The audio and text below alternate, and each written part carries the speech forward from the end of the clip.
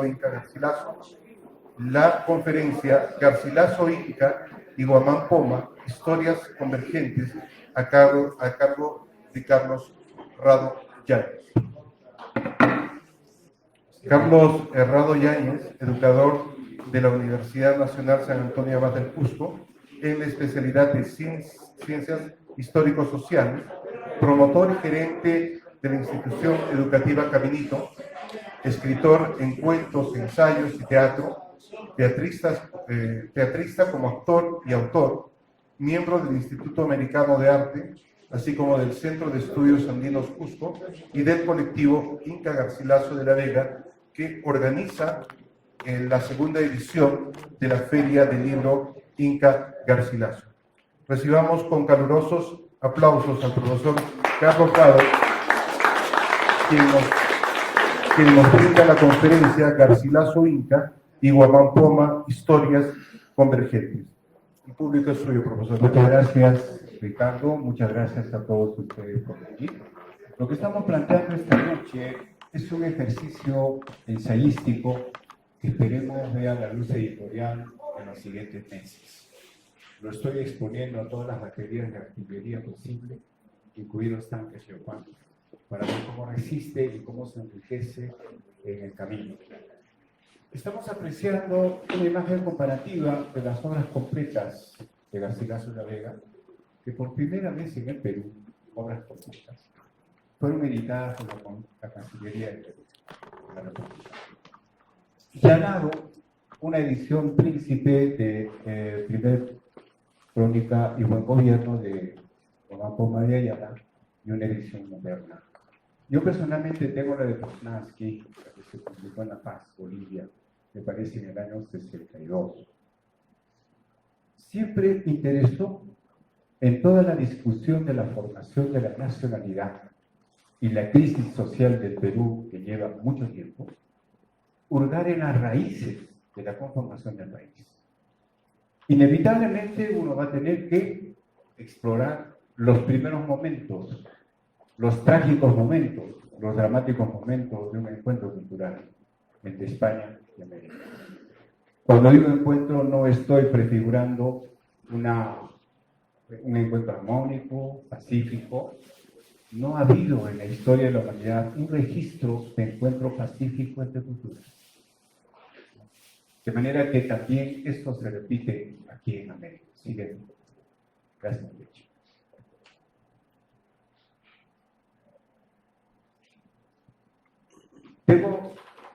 Creo, indicar por qué uso Garcilaso Inca de la Vega. Es muy libérrima la elección mía, cuando popularmente se le conoce como Inca Garcilaso de la Vega. Rastreamos su migrancia onomástica porque él no solo es un viajero geográfico, sino también es un viajero discursivo, es un viajero lingüístico, lo que entraña de por sí un enorme reto en su desarrollo personal. Estos cambios de nombre van a obedecer a su evolución como persona. Si bien él es bautizado como Gómez Suárez de Figueroa, ya en España tiene que verse obligado a cambiar de nombre, porque un indiano no podía llamarse de manera semejante a un ilustre antecedente o pariente de su padre, Sebastián Garcilaso. Allá va a encontrar a otro homónimo, a otro Gómez Suárez de Figueroa, y va a hacerse sentir inferior, acomplejado, incapaz, innoble, indigno de llevar un nombre de esa alcurnia. Más adelante, no hay datos, pero están apareciendo documentos donde empieza a firmar como Garcilaso de la Vega. Esto se prefigura como una identificación gradual con su padre. Y evidentemente son procesos en los cuales él está buscando acomodarse a la nueva vida, ¿verdad? Tanto que llega a emular a su papá como militar, para pelear en una guerra intrascendente contra los rebeldes moros en las Alpujarras, donde va a regresar como capitán Garcilaso de la Vega. Exactamente igual que su papá. Pero cuando pasa el periodo de joven pedigüeño en Cortes, porque se dice que él fue a España a reclamar Mercedes, pues, que creía que correspondía a su familia porque el padre hizo servicio. Esto es algo que tal vez se ha exagerado bastante. Felizmente, tras Garcilaso hay una abundante documentación desde que nace hasta que muere.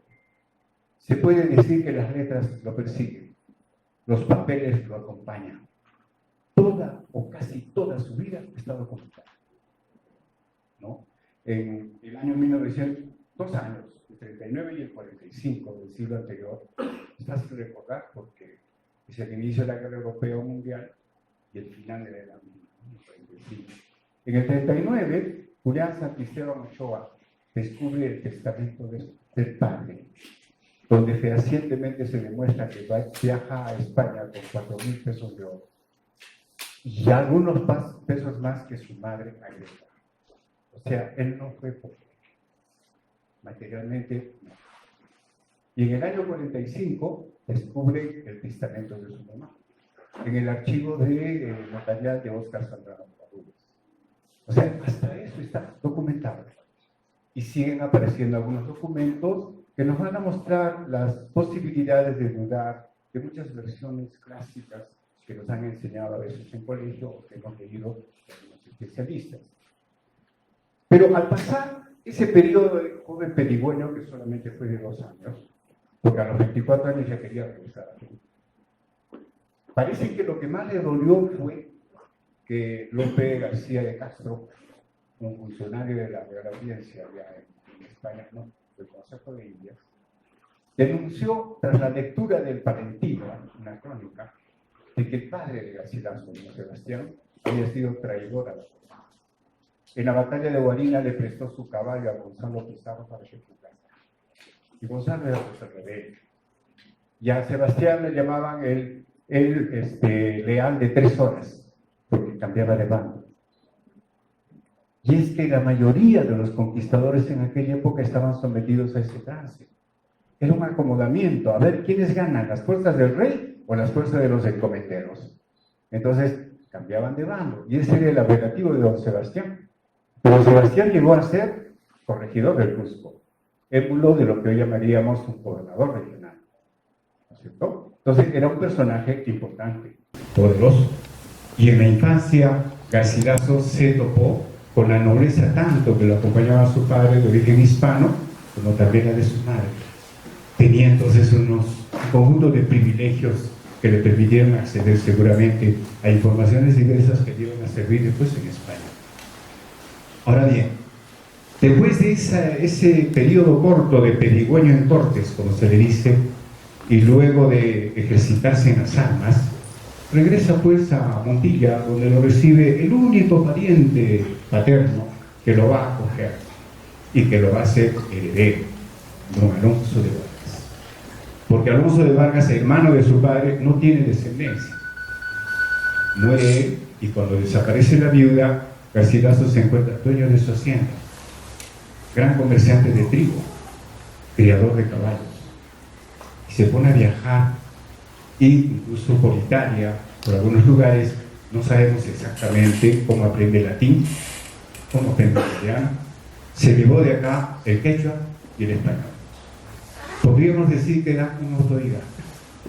Entonces, luego de esos años casi de reclusión y soledad, reponerse de esas fatigas, se pone a escribir y decide estrenarse, porque tiene un segundo intento de volver al Perú, pero lo hace con menos ganas y se deja dejar por el bando, ¿no? Se deja abandonar por el bando. ¿Por qué? Porque me imagino que calculó a qué venía Perú.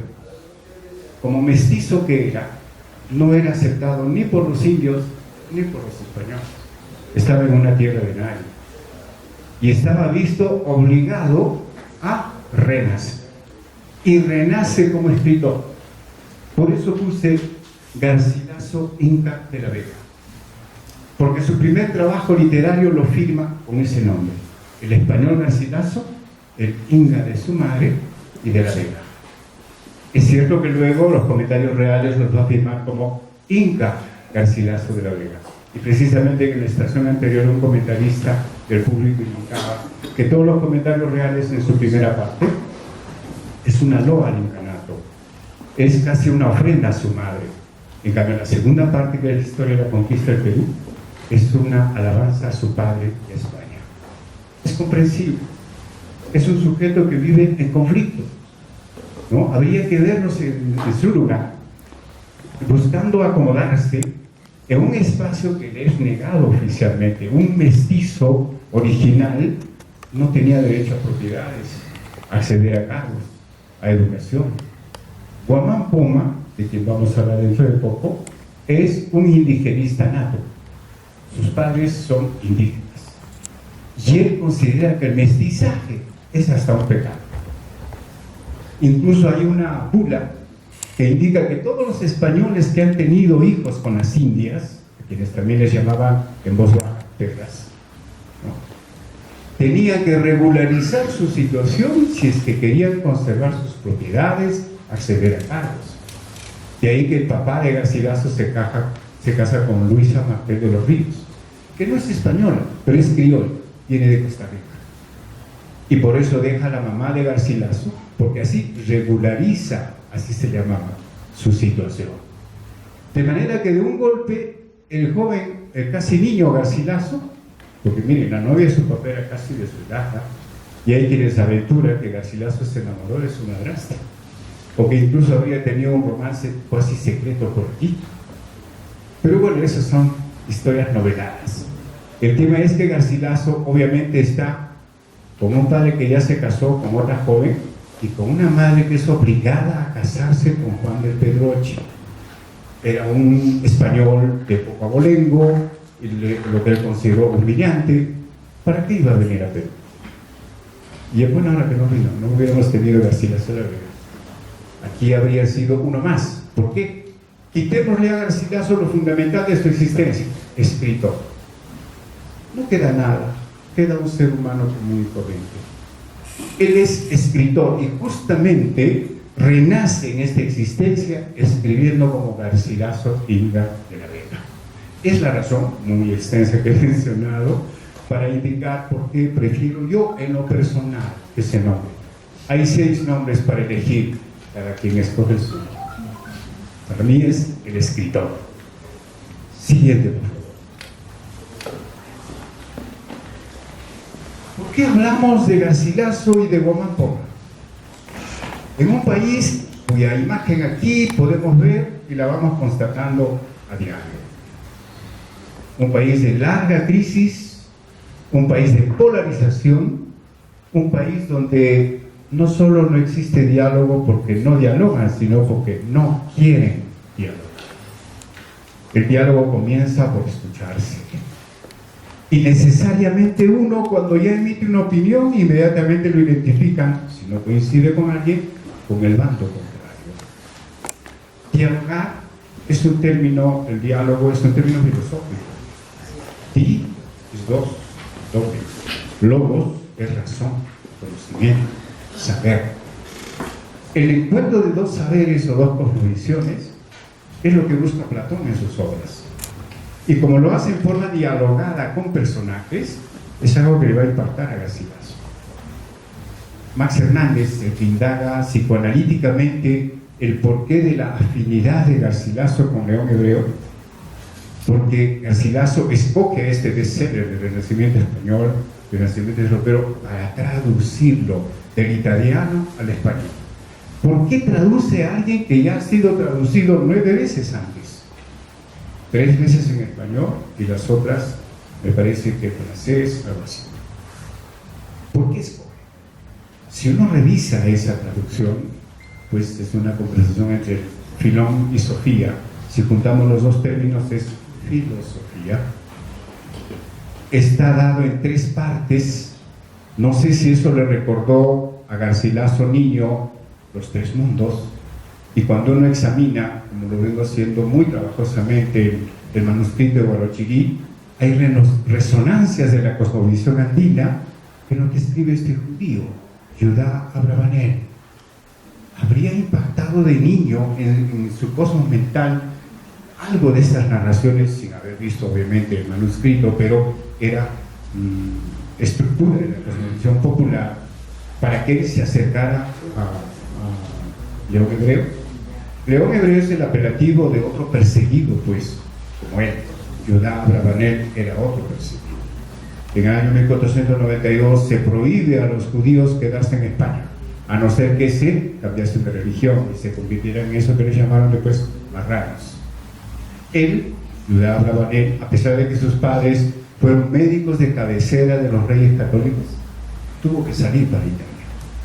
Hay una distancia entre los dos de 100 años, no se conocieron nunca. De manera que Garcilaso escoge por afinidad, debe ser de exiliado, debe ser de mentalidad, ¿sabe? Ese es un estudio que muchos especialistas han empezado a trabajar. Esto para hablar de la riqueza de nuestro personaje llamado Garcilaso. Hablar de este caballero en una sociedad como esta, de enorme corrupción. Una corrupción que no solo es de gobierno, es la corrupción ciudadana de cada día, donde hasta los títulos profesionales se compran, las notas en las universidades se negocian, aunque las universidades luego salen a salir en protesta contra la corrupción. La corrupción ha invadido todos los tejidos de la sociedad, no solo peruana, es cierto. El 70% de informalidad económica que existe en el Perú es uno de los causantes o determinantes de nuestro subdesarrollo, no solo económico, sino también político. ¿Por qué político? Porque tras las obras de Garcilaso y Guamapoma hay una propuesta política. Y lo que queremos es converger estas dos propuestas, a pesar de que muchos especialistas separan a los dos. Tanto han hecho así, de que Garcilaso, de alguna medida, pues sus grandes historiadores clásicos, como José de Rivaruedo, Aurelio Quesada, Raúl Porras Barrenechea, son identificados como de derecha. Mientras que por el otro lado está la izquierda, supuestamente progresistas, de avanzada, etcétera, etcétera. Entonces hay una especie de secuestro intelectual con fines ideológicos y siempre polarizando la sociedad. Cuando en el fondo, en el mensaje de Garcilaso, como veremos, no hay esa propuesta, ¿no? Este país, sostengo, espera desbrozar el mensaje de Garcilaso y Guamapoma. No hay en el momento una solución a este tema. No es el cambio de elección, de constitución. La constitución nos sirve a los seres humanos. Veremos en la última imagen que no necesitamos, tal vez, aunque muchos se rebelen, de cambiar la constitución para actuar concretamente en políticas de desarrollo, ¿no? Siguiente, por favor. Entonces, es pertinente, repito, hablar de este tema, hablar de estos personajes. Es pertinente indagar haciendo un paralelo, que no es un gustito intelectual, el gusto por una simetría, el gusto de no pelearnos, de quedar bien con todo el mundo. No, es un hecho o una necesidad frente a la realidad. La lucha partidista no es práctica. En el medio de la violencia en la que estamos nosotros, ya no se puede jugar a detectives. ¿Quién empezó con el primer golpe? Porque todos son irresponsables. Yo no fui, fue TT. Este infantilismo político ahoga la perspectiva de una sociedad que quiere definitivamente enrumbarse hacia el desarrollo. Así que mi planteamiento es práctico, no es erudito ni teórico.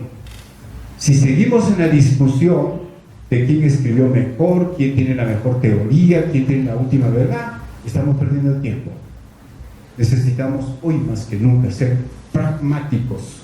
La política en gran medida se basa también en esa actitud. Ahora bien, este ejercicio entonces no es inútil, no es intrascendente, no es el gusto de profesores jubilados como yo por indagar eruditamente estas cosas, no es una recreación racional, ¿no? Ante falta de grandes horizontes intelectuales a veces uno se pierde en pequeñeces, en provincialismos intelectuales, ¿no? Los dilemas del presente han empezado con aquellos que plantearon el derrotero de la formación de nuestra nacionalidad. el secuestro intelectual al que hice alusión tiene como resultado congelar al personaje. Es algo que está contra la dialéctica. Porque cuando hay clásicos, y Garcilaso lo es, un clásico, ¿quién es según Neira? Aquel que se vuelve a leer siempre de nuevo, pero de distinta manera, porque las generaciones y el mundo han cambiado y sin embargo el mensaje sigue. En México hay otro Garcilaso, Bernardo de Alba, también hijo de un conquistador español y de una princesa india. Y también escribe a partir de los anales del Cautitlán y después algunos detalles códices aztecas. Pero los propios mexicanos dicen, imposible que sea un clásico. El único clásico de América, dicen los mexicanos, los tratadistas, historiadores mexicanos, el único clásico de América es Garcilaso. Es un reconocimiento que a veces en su propia tierra se la retaseamos, ¿no? Y hoy que estamos en su casa, creo que es un honor hablar de él. Pues bien, la necesidad práctica de instaurar un diálogo para atender problemas nacionales, como decían antes en una entrevista a una periodista, no porque hablemos de diálogo estamos habilitados para dialogar. Dialogar no es fácil. No es conversar, tú y yo te escucho 5 minutos, el moderador. No. El diálogo es una habilidad filosófica. Así que cuando me dicen a la clase política que hoy tenemos tan primitiva, ¿vamos a esperar que dialogue? No es tan primitiva. Nuestra lucha debe ser por desarrollar una estructura mental, una estructura lógica que nos habilite para el diálogo. Leer los 3 diálogos de amor nos ayudaría. Nos ayudaría.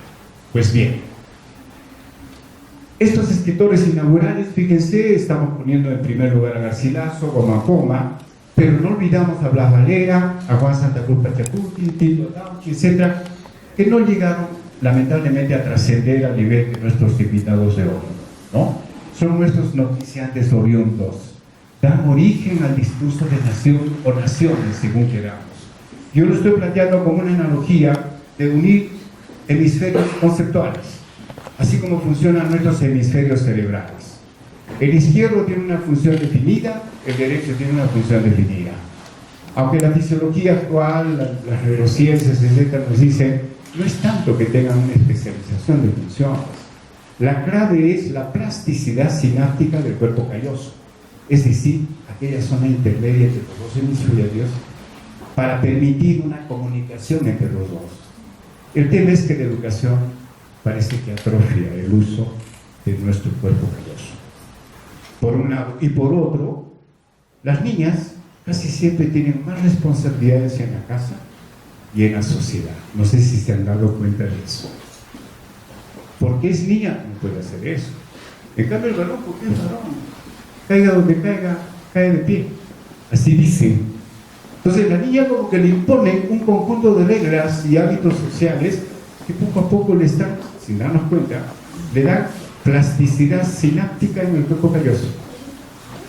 Por eso, en el fondo, una mujer tiene mayor facilidad de conectar sus dos hemisferios cerebrales de los varones. Acompañen a una dama de tiendas, a ver. Para nosotros es un punto fijo. ¿Dónde tenemos que ir? A tal tienda y después a tal otra y ahí nomás. Así, pero en el camino la dama encuentra que la vida es todo un atractivo paisaje y se detiene en un lugar. Eso no entiende, lo varón. Estoy poniendo un ejemplo muy cotidiano. Pero tú has dicho que tengo que... Pero espera, pues, esto es lindo. Como quien dice, oye, el viaje vale no por la meta, sino por el camino. Y para los varones que somos rígidos en el uso de nuestros hemisferios, es difícil. Entonces, por esas circunstancias tanto fisiológicas como sociales, de alguna manera nuestros hemisferios están desconectados. En la historia nos ha pasado. De manera que necesitamos tener como un hemisferio, ya, por decirlo arbitrariamente, izquierdo a Garcilaso y derecho a Roma. Y necesitamos construir un cuerpo. Porque es como en matemática, es que hay un tema, el cerebro tiene una especie de techo para desarrollar su energía mental. Si nosotros le exigimos demasiado, vamos a tener problemas para dormir, vamos a tener estrés, Entonces el cerebro desarrolla mecanismos para defenderse y supervivir. ¿Y cuál es su mecanismo? Crear fórmulas. Por ejemplo, en matemáticas. Si alguien te dice, ¿podrías sumar los números del 1 al 100, por favor? ¿Cómo? ¿Del 1 al 100? O sea, 1 más 2 y luego el 3. Ay, pero mucho. Mi pobre cerebro. No. Yo conozco una fórmula. Es 100 por 100 más 1 sobre 2. Hemos creado una fórmula. ¿Quién inventó? Un niño llamado Gauss, a los 8 años. Porque su profesor los castigó, los dejó sin recreo y le dijo, me suman los números del 1 al 100. Y el chiquillo, pensó, pues hay gente rotaga, ¿no? Y dijo, ya está, profe. Tú digo, recreo, ¿cómo lo has hecho? Esa fórmula hoy lo usa. ¿Sí? ¿Qué pasa con nuestro cerebro? Necesita hacer el mínimo esfuerzo. Alguien ha dicho que es la máquina de pensar, que no quiere pensar. A nivel de historia y de ciencias sociales, por eso nos aferramos a ideologías, fórmulas, tablas, decálogos, mandamientos, prohibiciones. ¿Qué debemos hacer en este momento? ¿Qué debemos hacer en el otro? ¿Nos castigarán? ¿Nos premiarán? Entonces el cerebro se ha refugiado en las ideologías. Pero las ideologías son congeladas y no se da cuenta que el mundo cambia. Y cuando el mundo cambia, la ideología se sorprende y trata de actualizarse. Se refugia en algunas cosas para buscar otra vez su nueva zona de confort. ¿Se dan cuenta? Muy bien. Entonces, hay que trabajar la racionalidad argumentativa. Creo que nos enseñan esto Guamán Poma e Inca Garcilaso cuando empiezan a corregir la mala traducción de los cronistas que los leyeron. La ventaja que ellos tienen es lingüística, obviamente, también topográfica, conocen el lugar. Algunos le podemos reprochar a Garcilaso, ¿cómo recordar a los 60 años lo que te pasó a 20? Pues habrá de reconocer que hay grados de memoria, ¿no? Así como también hay memorias selectivas. Recordemos que cuando somos niños, por lo menos hasta los 12 años, podemos decir que nuestro cerebro es indefenso. Entra todo lo que hay ahí. A veces es tarde para que el cerebro reaccione y razone y piense por sí mismo. Casi siempre nosotros somos prolongación de nuestra familia y cómo pensaba, de nuestros profesores y qué decían. Nos cuesta en muchos casos cuestionar. Es como en broma le decía al amigo que trabaja acá, hay un eslogan que repite el programa de televisión de la institución, como dice, sin identidad no hay cultura. ¿Qué tal si lo cambio y digo, sin identidad, perdón, desarrollo, no cultura, sin identidad hay desarrollo? No, dice, sí, y te lo demuestro. Estoy recurriendo a la falsación, una fórmula filosófica que no busca la verdad a través de una certeza, la prueba que te conduce, sino que dice, a ver, ¿por qué 2 más 2 no es 5? Ya, o no es 6, o no es 8. Esa falsación filosófica es útil en el análisis social.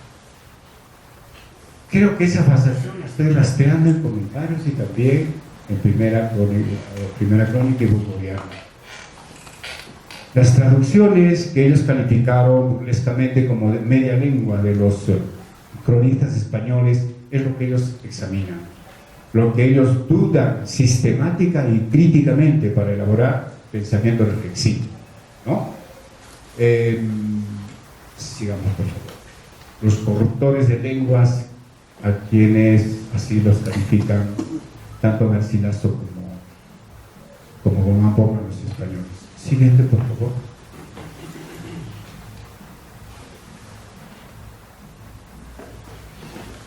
Otro tema. Hemos visto nuestro programa. Tenemos un programita, hermano, por favor. Gracias, señor.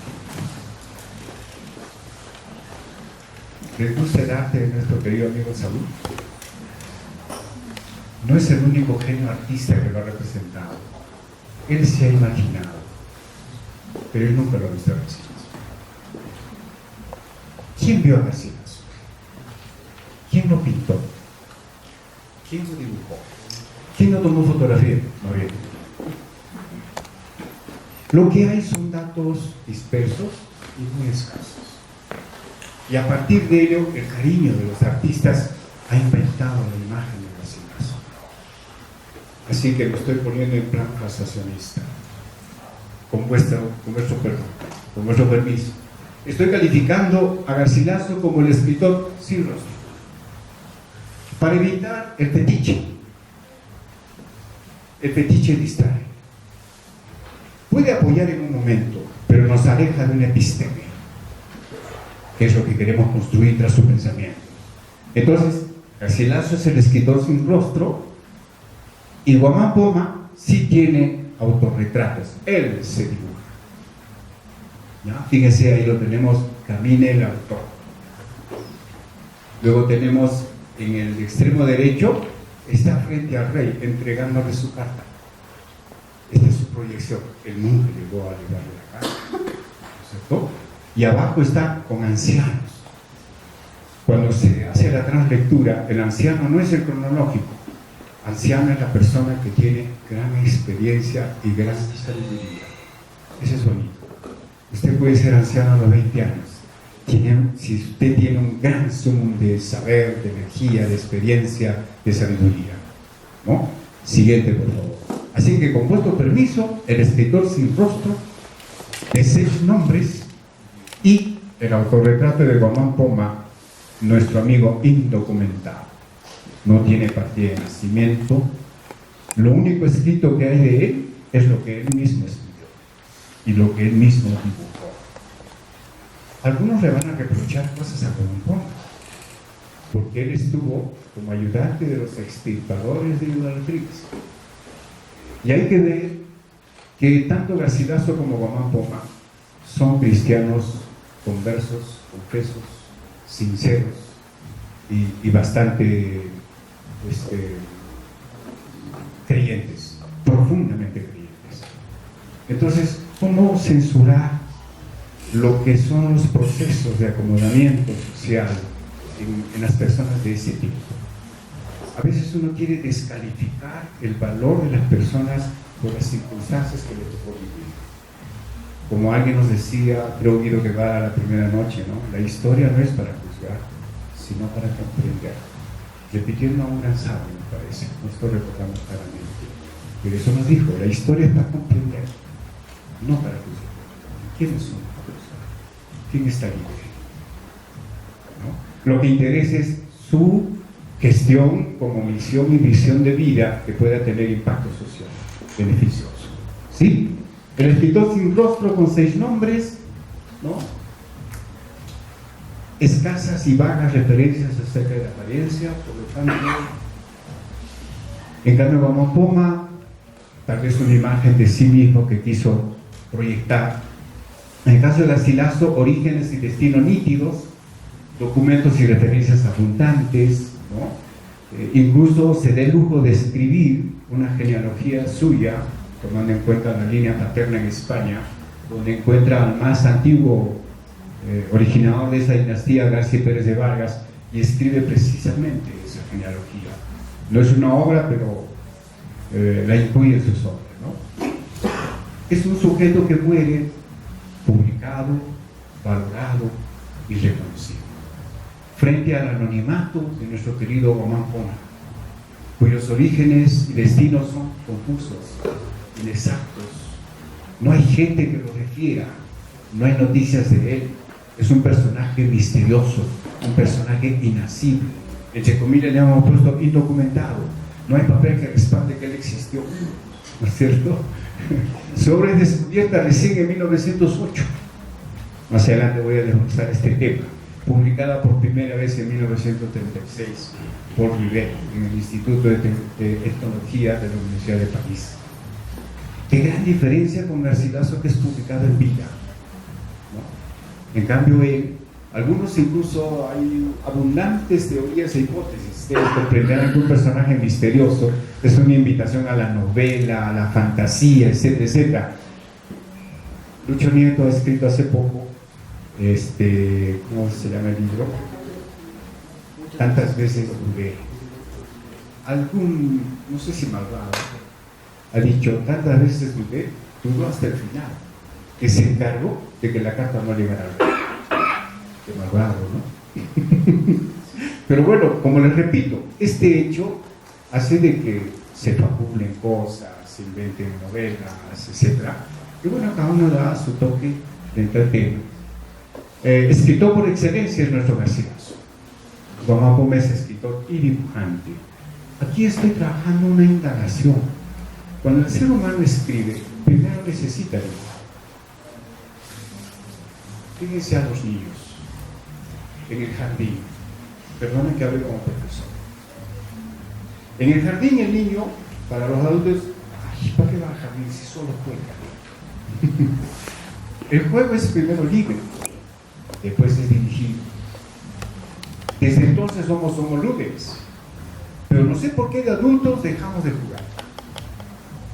Cuando digo juego libre y juego dirigido, estoy hablando luego de juego con reglas, con una determinada proyección objetivo. Y como los adultos ya no jugamos con reglas. Nos llega el amor, el sexo, la política, la vida familiar, la vida profesional y jugamos sin reglas. Y ahí tiene 6 presidentes convictos y confesos. No confesos, porque son encima ¿cierto? Y muchos de nosotros en nuestro rol social no supimos reconocer reglas y perdimos la habilidad de jugar. Por eso hasta el estudio es un sacrificio. ¿Cómo nos encanta que nos digan doctor en esto, masterado allá? Porque somos tan inseguros. No hemos jugado de repente bien a la vida. No lo sé.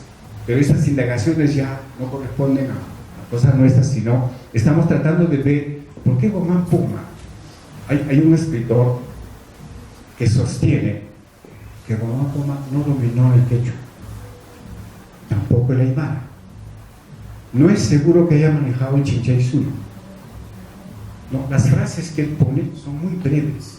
Es como que si yo escribiera un texto y pongo ok, y de acá 20 siglos se encuentran mi texto y encuentran ok. Y van a decir, oh, el Carlos Rada hablaba inglés. ¡Qué bien!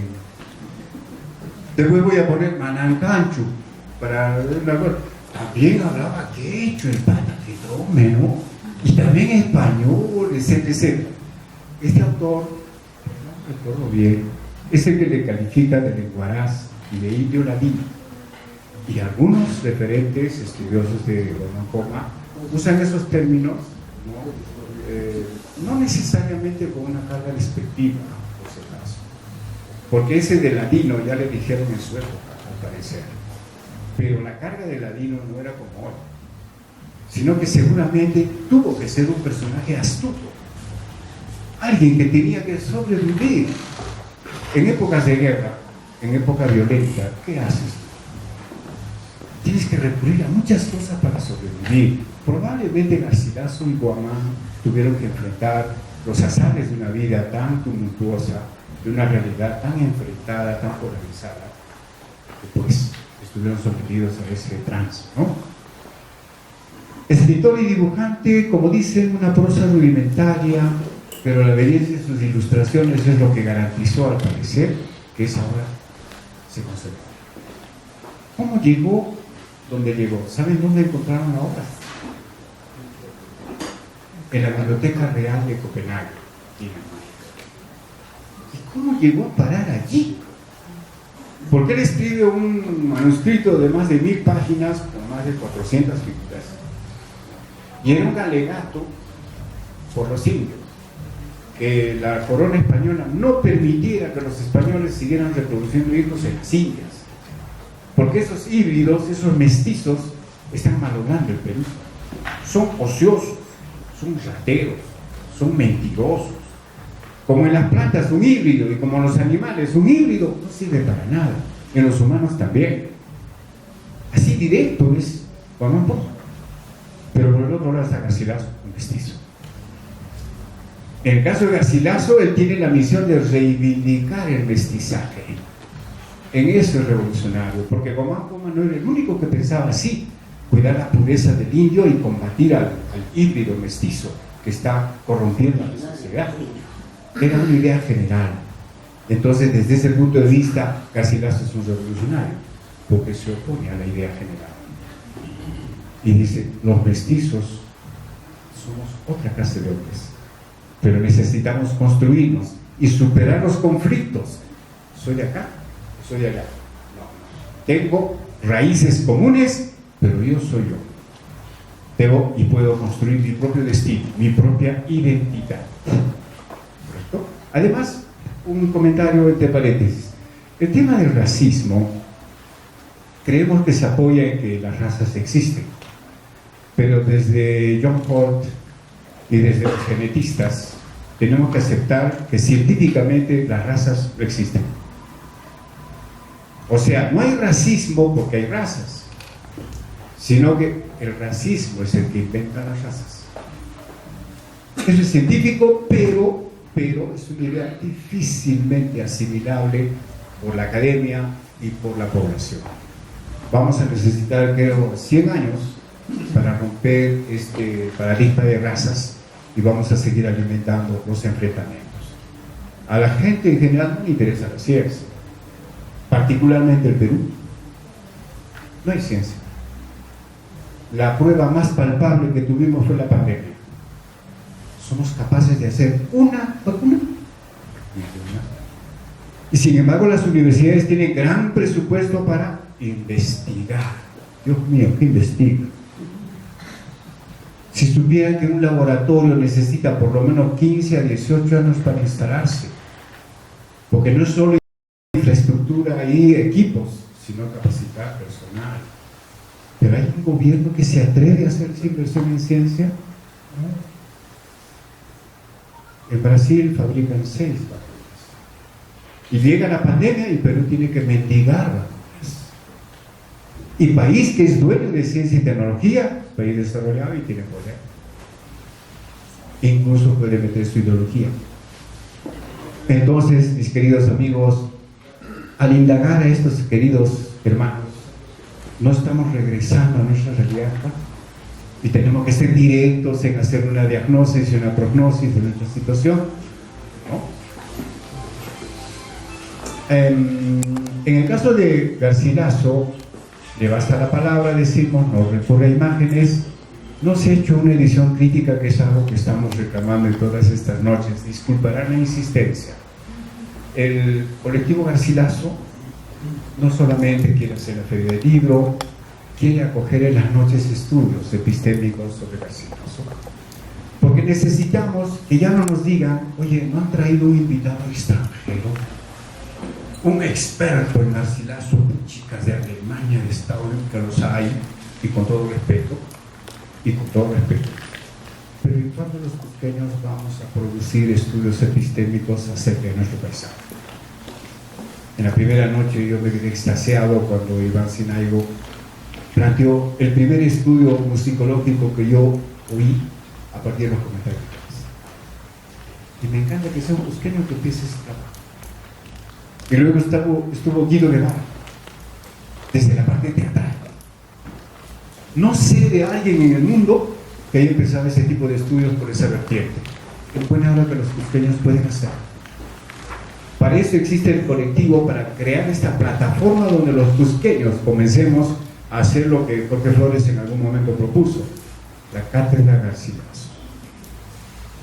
De manera que los cusqueños seamos productores culturales, ya no solo repetidores.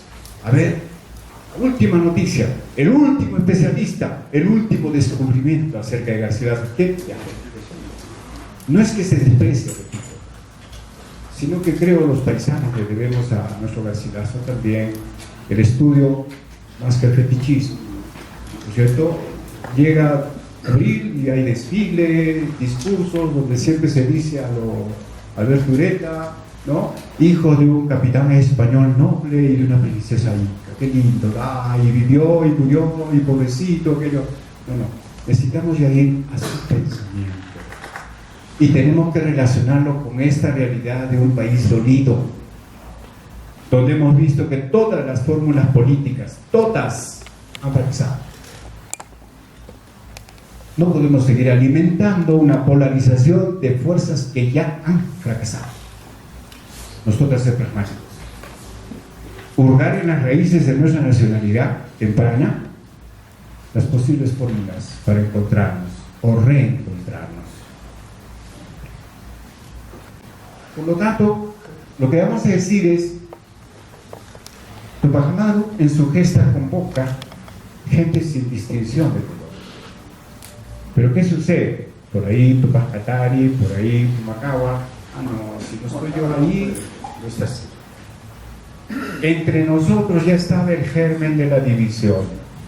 Y cuando Pumacahua quiere hacer su propia revolución, también es vencido. No hemos aprendido en ese momento que mejor es unidos. Exacto. No aprendimos la unidad. Y hasta hoy repetimos ese tropiezo. Y seguimos insistiendo en una fórmula de fracaso. ¿Cierto? Guamán Poma enuncia un buen gobierno. Pero al examinar su crónica no encontramos una propuesta clara. Yo le estoy poniendo ahí un asterisco, porque vamos a ver al final qué hay. También Garcilaso es acusado de plagiario. Es cierto, Blas Valera escribió, según parece, una obra monumental. Historia Indicus, algo así. Pero eran papeles que desaparecieron o se quemaron en Cádiz ante un ataque del puerto donde él estaba luchando, ataque de los ingleses. Algunos de esos papeles llegaron a manos de Garcilaso. Hay quienes dicen, no, llegaron los papeles completos y Garcilaso le puso uno, nada más. Pero si nosotros leemos a Garcilaso, vamos a ver que la unidad de estilo es la misma. Tú le puedes achacar a uno de plagiario cuando lo que escribe auténticamente no tiene unidad de estilo, porque se supone está plagiado. Entonces hoy los lingüistas, los filólogos están de acuerdo en determinar una línea estilística en la narrativa de Garcilaso, por lo cual están desechando esta acusación. Igual con el caso de Guamán Poma. Lo último fue el año 2009 con la doctora Laura Laurencich y los famosos documentos Michinelli, en los cuales se acusa que el autor de la primera crónica de buen gobierno no es Guamán Poma. Él es un plagiario de Grúa, su enemigo mortal, digamos así. Pero lo curioso es que un boliviano en el estudio le plantea que si hicieron un estudio de las tintas, de los papeles, y lo que fue grave es que en el supuesto documento original que presentaba la doctora Laurencich aparecía la palabra holocausto. El holocausto como término apareció en la Segunda Guerra Mundial, mis queridos amigos. Fue suficiente para que le dijeran, doctora, esta palabrita lingüísticamente no tiene el origen que usted cree. La doctora desapareció. Entonces fíjense que hay este tipo de pugnas también, celos, deseos de figuración, manipular a los personajes, etcétera, etcétera, ¿no? Como decíamos, Garcilaso reivindica el mestizaje. Para él su pueblo es resultado de dos vertientes, no de una sola, no de una contra otra.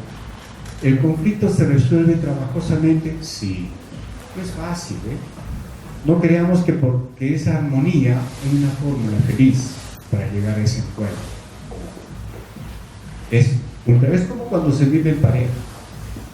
Los primeros años que hermosos son fantásticos, lindos, pero luego llegan las obligaciones económicas, el hastío, las rutinas que son todas humanas, de manera que necesitas acopiar energías creativas, renovadoras. Tampoco vas a mantener una ilusión. Una relación de pareja o lo que fuera tiene ciclos, tiene etapas. No es igualita, una sola etapa. No. Entonces, eso es lo que pasa en la vida, ¿no? En la vida, el pueblo no es el mismo, el pueblo cambia, no es algo estático. Y cuando se trata de conciliar tradiciones culturales distintas, estas tradiciones no están congeladas, están cambiando.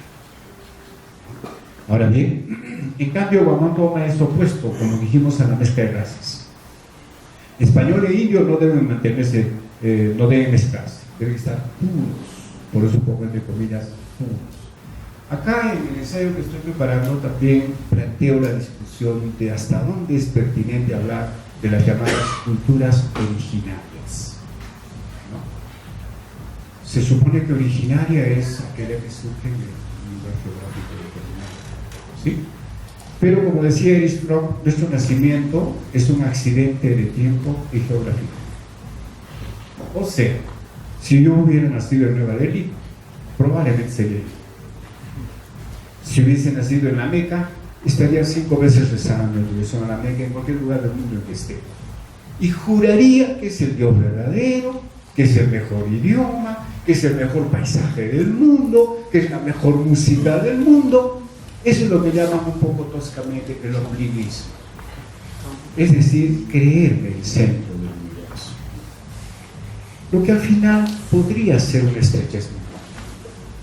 Si Garcilaso es un viajero y concilia su mundo de origen con el otro mundo, es lo que le permite a Hugo Neira calificarlo como el triunfi, el primer triunfi cusqueño. Aquel que tiene éxito en superar su conflicto de clase, racial y lo que fuera, y sentirse español e indio al mismo tiempo. ¿Le fue fácil? Todo lo que debió pasar. Por eso es un arquetipo. Tal vez exageradamente José de la Riva Agüero, por eso le llamó el primer Fernando. Es algo que después cayó en desuso, ¿no? Recuerden que Los Comentarios Reales es la obra que más lo encierra Garcilaso. Pero nos perdemos la lectura en la Florida, nos perdemos su traducción, y al respecto de la Florida hay tanta confusión. Hay muchos chicos de colegio y universidad que creen que la Florida habla de los incas. ¿Por qué? Porque su profe le ha dicho. Porque los incas. Hasta hay un error en la impresión de la tapa, porque el nombre original era Historia de la Florida, y abajo, en pequeña, debía aparecer el Inca Garcilaso de la Vega. Pero el impresor le puso la Florida del Inca y abajo chiquitito Garcilaso de la Vega. De modo que hoy hasta en los medios académicos se dice la Florida del Inca. ¿Qué tal descuido? Entonces hay que no solo leer a Garcilaso, sino releerlo. Releerlo, ir a la fuente, a las ediciones Príncipe, las primeras, en Lisboa, en Portugal, ya después en España, veamos a rastrear esas traducciones y publicaciones, ¿no? Estamos insistiendo en lo que decía Guamán Poma. Siguiente, por favor. Chacha, nos apuraremos. Ricardo ya tiene que ir a Garcilaso en su propuesta política convoca al bien común. No quiero ya hablar mucho de su origen tomista y agustiniano como lector neoplatónico que salió en Europa plantear el famoso bien común, que no es cualquier frase, tiene una profunda fundamentación teológica y filosófica. Guamán Poma se opone al mestizaje racial, pero no al mestizaje cultural, y eso es por su fe católica. Esas son disociaciones en la personalidad de los individuos, ¿no? Es una estrategia de sobrevivencia para él. Es un tema de negociación cultural. Eso también es una lección, ¿no? Tenemos que aprender a negociar culturalmente. No se negocian solo valores económicos, se negocian culturas. Ese es un plano de comprensión mutua. Por eso hay transculturación, sincretismo, síntesis, préstamos lingüísticos, etc. ¿No? La frondosa bibliografía alrededor de Garcilaso, que lo ha calificado como el escritor más leído, más discutido, más vilipendiado, más alabado, etc. Como hemos mencionado, los clásicos, Ribagüero, Porras y Aurelio Miró Quesada. Pero hay un intermedio. En este historicismo aparece Jan Murat y la etnohistoria. Resulta que los cronistas ya no son la base de la historiografía, sino también documentos menores de la colonia y sobre todo costumbres supervivientes y entramados geográficos. Jan Murat encuentra los temas sociales de complementariedad con fundamento agrícola, es decir, los pisos ecológicos. Lo que se produce en un piso se intercambia con lo que se produce en el otro piso. Esta complementariedad de sobrevivencia crea condiciones y estructuras sociales de intercambio y de comprensión. De manera que para Murra, para Rostorowski, la etnohistoria está superando el tema de las crónicas. Y resulta que a Garcilaso en un primer momento se le encerró como cronista. Pero ese encierro no es metodológico. Luego los garcilacistas recientes con Dunán, Raciel Jan, Julio Ortega, Max Hernández, sobre todo José Antonio Mazzotti, están renovando las lecturas en torno a Garcilaso, no cronista. Es un literato de alta especie, historiador, ¿correcto?, que hay que tomar con algunas pinzas, es cierto, porque él, por ejemplo, no habla de los pueblos antes de los incas, a quienes solo hablaba de bárbaros, ¿sí? Pero eso no creo que lo descalifique, porque no es fuente, pero por ser fuente no tenía que conocerlo y decirlo todo. Además tiene intereses dinásticos, los tiene, como cualquiera de nosotros. ¿Quién no quiere respetar y hacer respetar su propio linaje? Pero una cosa es hacerlo de manera mendaz. Simplemente él calla en algunos sitios, porque se siente parte de un linaje que necesitaba ser respetado, ya que como el usurpador Atahualpa hace lo posible por exterminar su dinastía, y en gran medida lo consigue, él rescata el valor de su dinastía, aquella que fue eliminada por Atahualpa antes de la separación. Los tres momentos, en cambio, de Guamán Poma, como dije, en 1908, Richard Fishman hace la primera lectura del manuscrito autógrafo, descubre con gran sorpresa en Dinamarca el manuscrito. Paul Rivet hace la edición facsimilar, y en 2001 esa edición facsimilar es puesta en digital por la misma biblioteca danesa. Claro que hubo un director de esta biblioteca tan cuidadosa, ejemplar, no se le ha perdido nunca un documento como acá en Cusco, creo que se perdió el otro día en nuestra biblioteca, y nadie dice nada, ¿no es cierto? Esa es la incuria nuestra, ¿eh? Aprendamos del extranjero. Esta obra encontrada por los daneses es un tesoro. La comparten con el mundo digitalmente ahora. Moldenhauer, el antiguo director creo que en los años 1800 intentó publicar para todo el mundo. No pudo. Ahora su sueño se cumplió en el año 2001. Ya está en edición digital, uno puede rastrear en internet, por eso. Y en internet puedes encontrar la primera edición crítica de la obra de Guamán Poma, hecha por Jan Murra y Rolén Ador. Siguiente.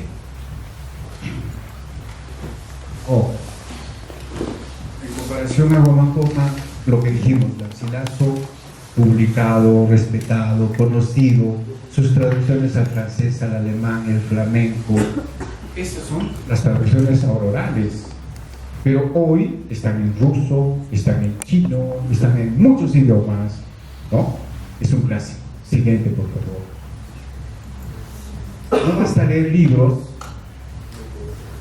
El asterisco que dejé antes en la conversación. Dijimos que en la crónica de Guamán Poma no hay una propuesta clara de política, ¿no? Hay protesta, hay denuncia, etc. Sí, pero una propuesta de cambio así, a la manera como nos gustaría tener, digamos, una teoría política de Maquiavelo, Jean Luc o David Hume, qué sé yo, no la hay. Bien, pero ahora ha surgido, observen esas láminas. Estas son contemporáneas, son de este año y del año anterior. Ha surgido un partido político que rescata la imagen de Poma. Claro, esas imágenes son de dudoso gusto. Iba a jugar Perú en no sé qué momento y le ponen ahí arriba a una sola voz, el día de los discapacitados, la mujer rural, el día de eso, están en redes. Este partido lo ha creado el señor Jorge Nieto Montesinos y fundó su partido en Sondondo, el lugar donde supuestamente nació Guamán Poma. Y él dice, pues Guamán Poma no tiene una propuesta política, pero aquí estamos nosotros. Ahora esperaremos. ¿Qué puede pasar con esta propuesta? ¿No? ¿Qué planteamiento concreto tiene de política de desarrollo nacional? Me da miedo el tema de los partidos étnicos. Recuerden la chacana. Recuerden al que manejó la chacana y vino a Machu Picchu a recibir el poder de los Apus y etcétera, etcétera. Ahora el tipo sinvergüenza no quiere venir a rendir cuentas. Miren a Humala, ¿cierto? A este último, y el etnocacerismo. No quiero decir que esta propuesta vaya a correrse mal, pero en la situación en que está nuestra política actual, de un carácter tan primitivo, el hecho de manejar estos símbolos es muy delicado, muy delicado. Vamos a ver qué pasa en adelante. Siguiente. Sea lo que fuere, hay también que leer al Perú, y con esto termino, perdónenme por la extensión. También hay que leer no solo libros. Hablaba de cómo podemos juntarnos, ya sin estar discutiendo nueva constitución y todo esto, cuidado. La inteligencia artificial puede ayudarnos en menos de 10 años a evitar la edición crítica de las obras de Garcilaso. La inteligencia artificial también puede formular una nueva constitución política para el Perú. Y cuando llegue ese momento, seguro vamos nosotros a parecer cavernícolas. Porque la tecnología está avanzando sin nuestro permiso. Podemos cuestionarla y decir que estos poderes, que pero la tecnología está avanzando. No se trata, creo, de luchar contra la tecnología, sino luchar en la tecnología y ponerla a nuestro favor. Si los profesores en el aula se desesperan porque el niño está con el celular, pues un gran día les doy la noticia, me traen celular mañana. ¿Ah? Sí. Llega todos con el celular, Google, ok, les voy a mandar un link. Pero antes de que abran, un pedacito de pan toditos. Perdón, dígale como profesor. Mastíquenlo hasta que se haga agüita. Oye, sí. A ver, ¿qué sienten ahora? Pues medio dulcecito. ¿Sabes por qué? Tu saliva tiene una sustancia que se llama tialina y actúa sobre el hidrato de carbono, hidrógeno, carbono. Le vamos a poner nombre, ¿ya? Y además tengo unas celditas para ponerle en su casa. Descubre el hidrógeno y el carbono. Claro, yo sé su orden, ¿no? Le ponemos acá. Y esto está pasando. ¿Qué le estoy enseñando a chiquitín? A descubrir. No estoy entrando como los viejos profesores. Aquí tienen la tabla periódica de elementos, me aprenden hasta mañana, de memoria, si no lo jalo. Qué horrible manera de enseñar. Así nos han enseñado. Por eso odiamos la ciencia y desconfiamos de la ciencia. Por eso no tenemos vacunas. Por eso somos antivacunas. De paso, nos falta información. Nos da miedo el saber la verdad. Ahora bien, Garcilaso y Guamán creo que hablarían sobre esto. Mira, compadre, necesitas, en lenguaje actual, una línea de base sociológica. Esa es tu línea de base, compañero. Mira, este país es corrupto. Derecha, izquierda, arriba y abajo. Déjate de atrás. Así que vamos a crear una política anticorrupción entre todos nosotros. Empezando por ti. No te hagas el ángel. ¿Ustedes creen que todos los que salen a protestar contra la corrupción son ángeles? Por Dios. Atención a niños y adolescentes. Este ejemplo que da de educación se extiende a su nutrición, se extiende a todos los órdenes de su vida. Tercera edad.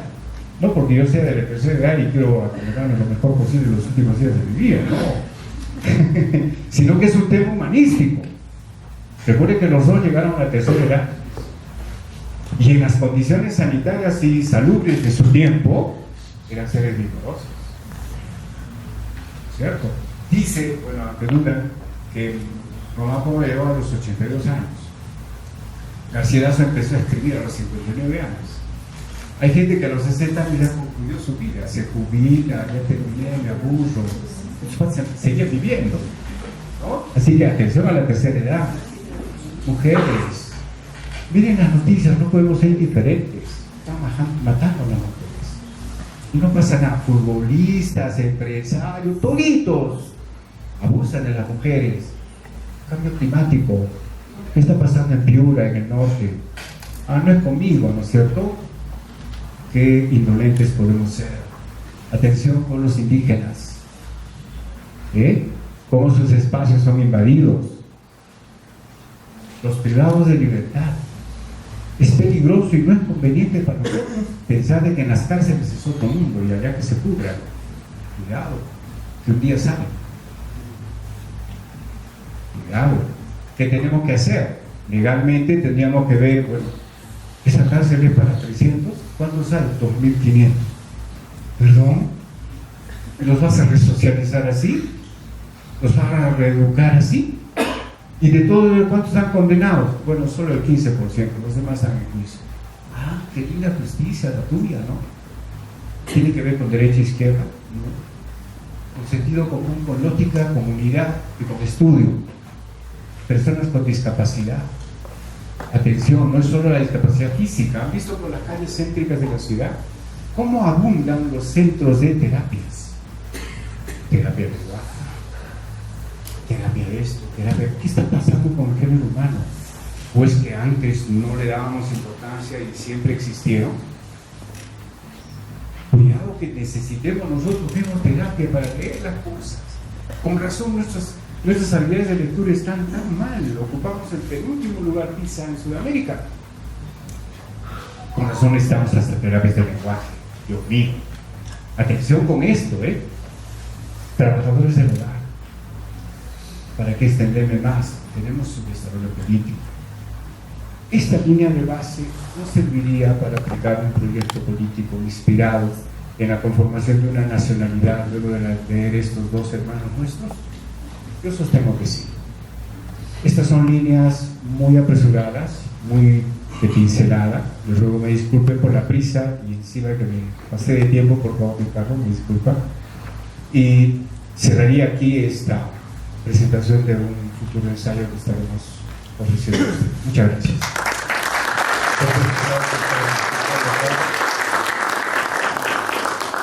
Solo para recordar, la segunda edición de la Feria del Libro Inca